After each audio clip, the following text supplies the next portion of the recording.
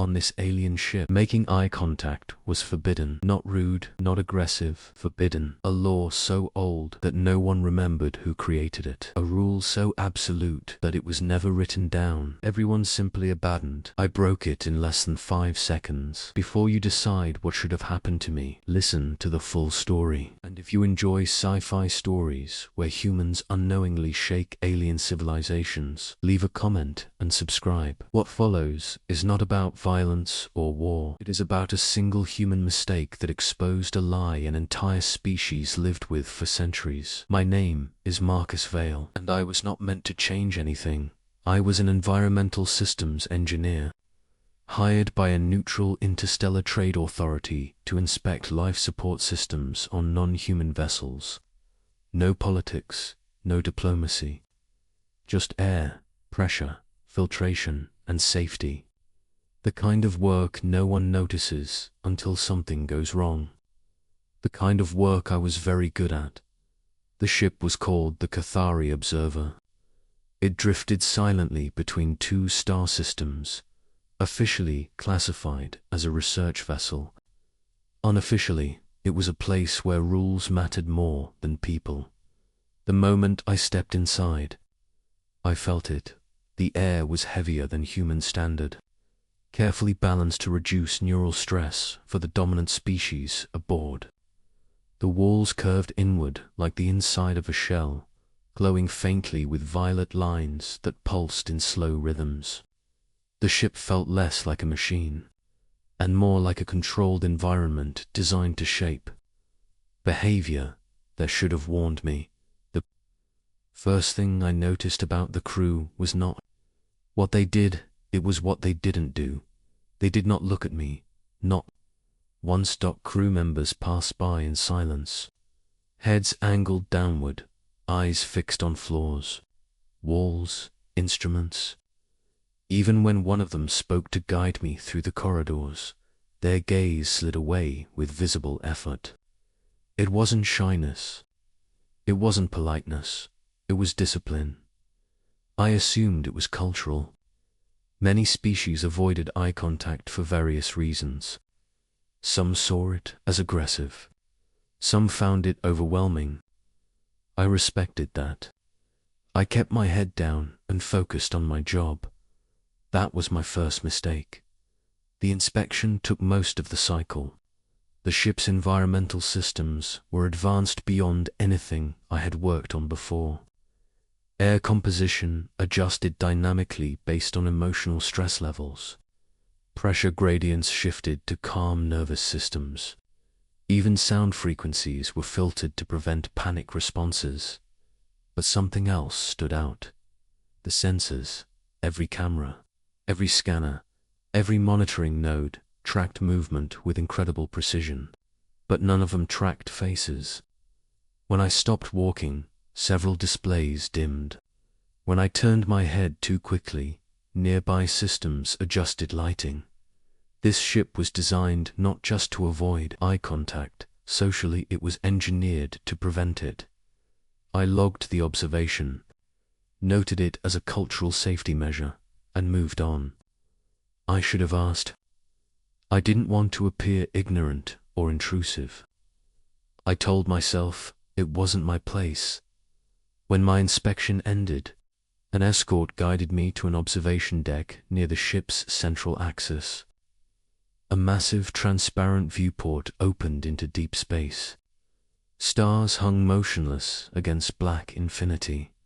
"Wait here," the escort said, eyes fixed on the wall beside my shoulder. Then he left.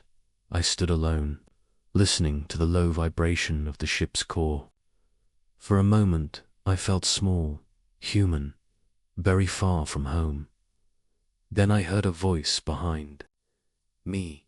"You should not stand there." I turned, instinctively, and I looked directly into alien eyes. The reaction was instant. Alarms exploded through the ship. Crimson lights flashed. Bulkheads slammed shut with thunderous force. The floor vibrated as lockdown protocols activated. The alien in front of me froze completely, eyes wide, body rigid, like every muscle had locked at once. "I'm sorry," I said without thinking. "I didn't mean, do not move." Armed guards flooded the observation deck from hidden corridors. Weapons raised. Every one of them stared everywhere except at me. Not one pair of eyes met mine. A translucent restraint field snapped into place around my body. I couldn't move. I couldn't even lift my hands. What did I do? I asked, my voice echoing too loudly in the sudden chaos.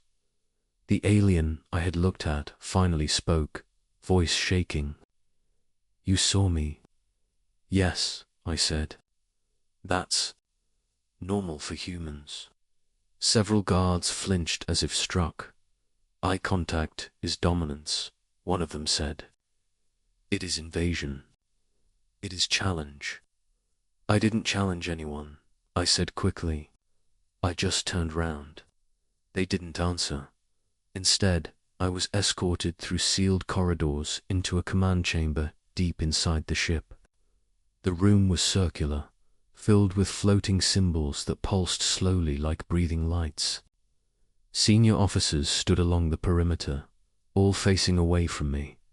"You violated cognitive boundaries," a voice said. "You disrupted neural hierarchy."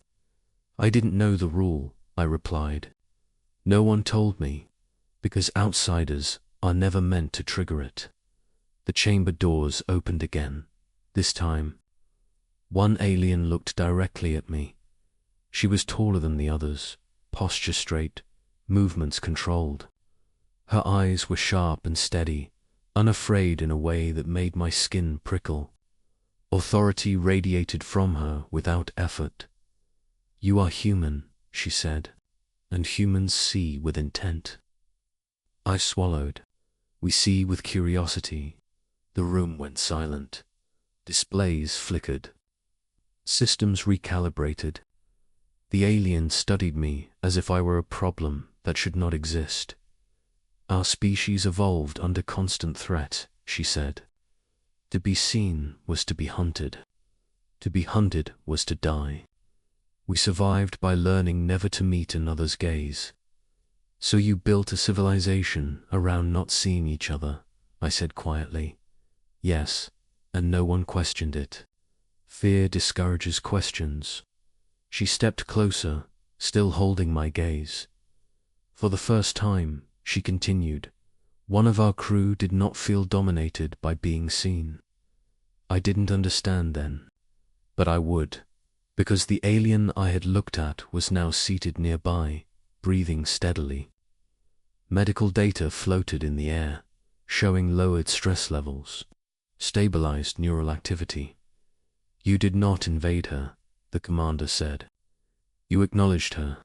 I nodded. "That's how humans connect." The council debated for hours. I was monitored, questioned, tested. They showed me images of alien faces and measured my reactions. They studied how long I could hold eye contact without aggression. They monitored how my body responded. Every time, the result was the same. No dominance, no threat, just recognition. One council member finally spoke. "If humans see this way, then our fear may not be universal truth." That idea terrified them more than any external enemy. For days, I remained aboard the ship under observation. I was not a prisoner, but I was not free. The crew began to change in small ways. Some dared brief glances. Others watched through reflections. Some avoided me completely. The alien I had first looked at visited me once. "You didn't hurt me," she said. "You made me feel real." That sentence stayed with me.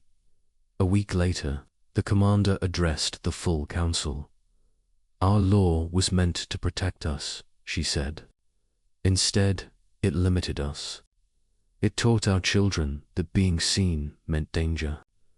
It taught our adults that connection was weakness." She looked directly at me.